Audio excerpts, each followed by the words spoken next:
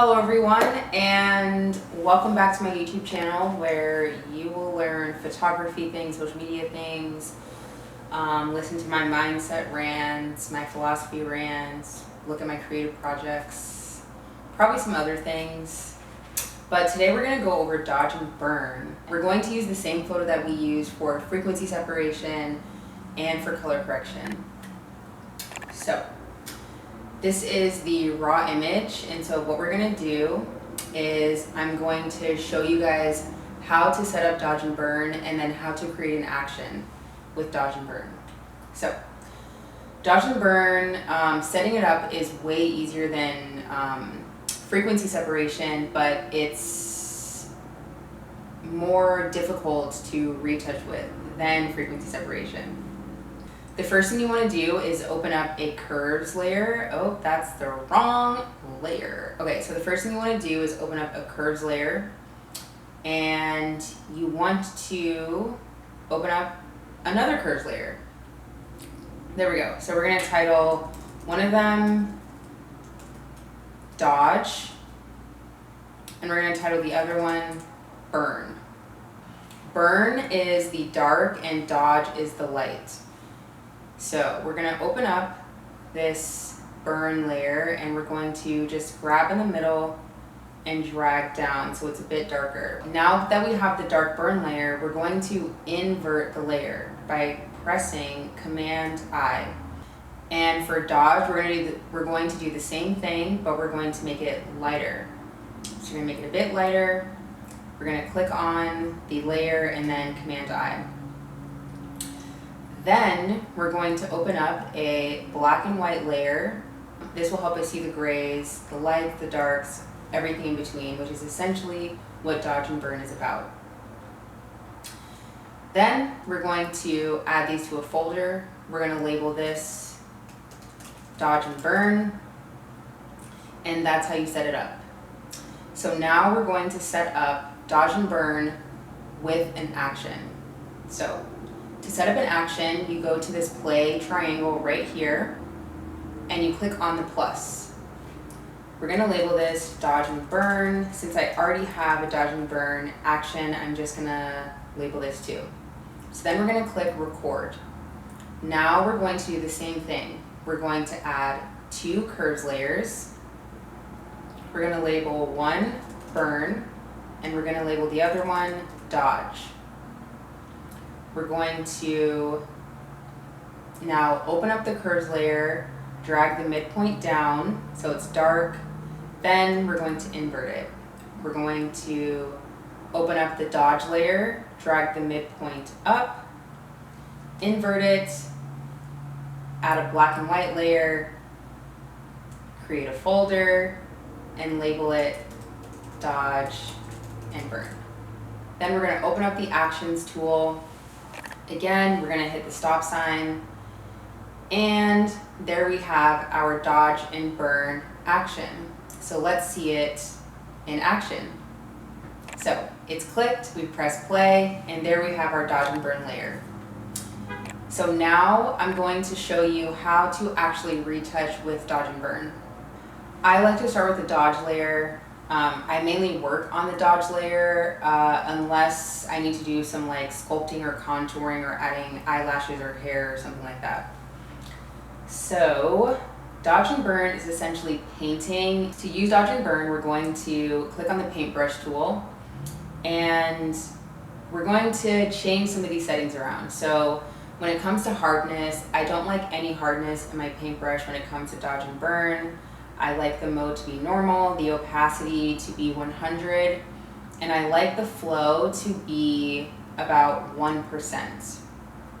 Smoothing 10%, angle 0. Settings are good.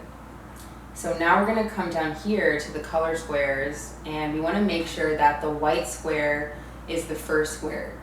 The white square is the square that's going to apply the inversion onto the layer. So the dodge layer is the lighter curve layer, right? We drag the midpoint up. Using the white brush on the inverted dodge layer is going to bring out that lightness. I'll show you. Let's take let's take this portion, let's take her under eyes. What we're gonna do is we're going to adjust the size, and if you're on a Mac, it's the brackets. It's the right bracket to increase the size, and it's the left bracket to decrease the size. So we're going to just paint over this darkness that's under her eye.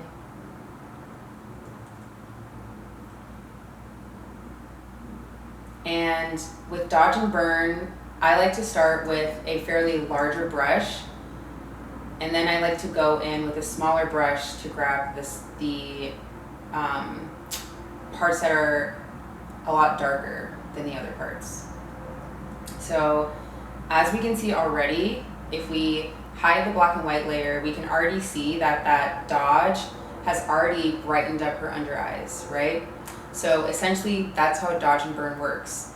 You're working with this gray palette to even out the lights and the darks. When it comes to Dodge and Burn, I like to typically use a huge brush and just kind of go over places that are a bit grayer and don't necessarily blend in. This will take only about 5 minutes, I'd say.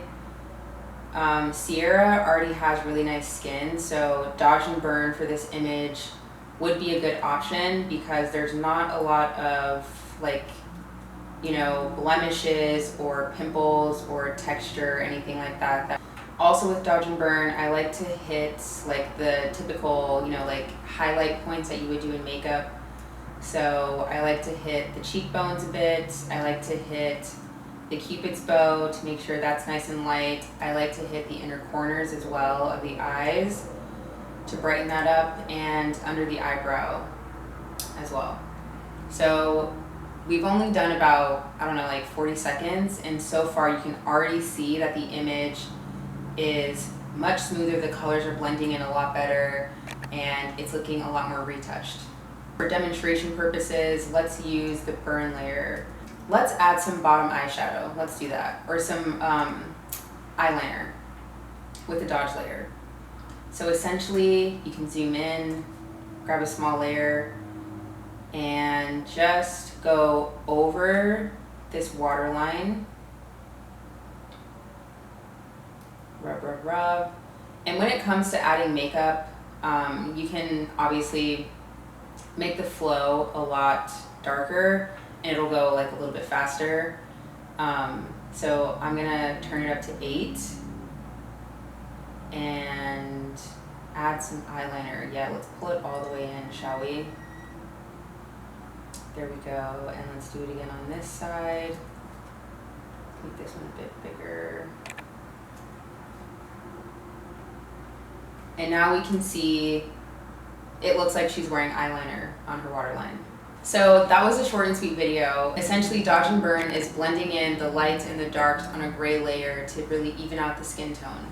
To see frequency separation, I do have a video on that. And to also see this image color corrected, which is very important if you're retouching brown skin, then that video is also up. And to see this image complete and final with color grading, retouching, all of that, I have a video up that combines the frequency separation, the Dodge and Burn, the color correction, and the color grading. Thank you so much for watching. If you use Dodge and Burn, please let me know. If you have any questions, please leave them in the comments, and I'll see you next time.